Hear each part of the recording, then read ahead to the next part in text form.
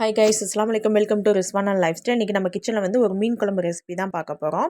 அதுக்கு நான் வந்து ஒரு பேன் வந்து அடுப்பில் வச்சுருக்கேன். பேன் நல்லா ஹீட் ஆகவும் 3 டீஸ்பூன் அளவு எண்ணெய் சேர்த்துக்கலாம்.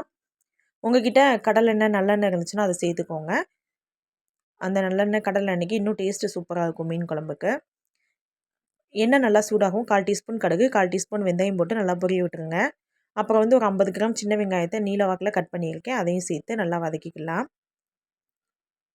வெங்காயம் வதங்கும் போதே அது கூடயே ஒரு கொத்து கருவேப்பிலை சேர்த்துக்கலாம்.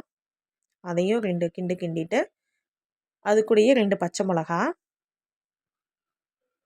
ஒரு 10 பல் பூண்டு சேர்த்து நல்லா வதக்கி விட்டுக்கலாம். நல்லா கலர் மாறி வரளவு வதக்கி விட்டுக்கலாம். நான் வந்து ஒரு 2 பெரிய வெங்காயத்தை வந்து கொரப்பாக அரைச்சி வச்சுருக்கேன்.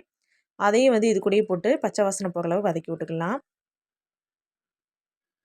வெங்காயம் ஓரளவு வதங்கி வரவும் 2 தக்காளியுமே பேஸ்ட்டு போல் அரைச்சி வச்சுருக்கேன். அதையும் அது கூட சேர்த்து நல்லா அந்த பச்சை வாசனை போய் எண்ணெய் பிரிஞ்சு வர அளவு வதக்கி விட்டுக்கலாம்.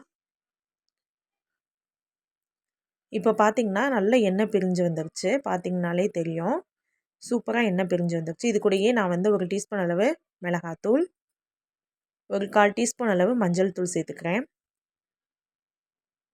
அது கூடயே 2 டீஸ்பூன் அளவு மல்லித்தூளும் சேர்த்துக்கிறேன்.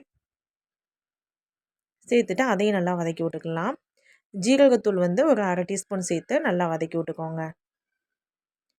வதக்கி விட்டுட்டு நெல்லிக்காய் அளவு புளி வந்து எடுத்து ஊற போட்டு வச்சுருக்கேன். அதை கரைச்சி அதையும் இது கூடயே சேர்த்துக்கலாம். சேர்த்துட்டு குழம்புக்கு தேவையான அளவு தண்ணி சேர்த்துக்கலாம். குழம்புக்கு தேவையான அளவு உப்பும் சேர்த்துக்கலாம். ஒரு மூடி போட்டு ஒரு 10 நிமிஷம் நல்லா அந்த பச்சை வாசனை போகிற அளவு கொதி விடலாம். இப்போ வந்து பச்சை வாசனை போயிடுச்சு. ஓப்பன் பண்ணி பார்க்கலாம்.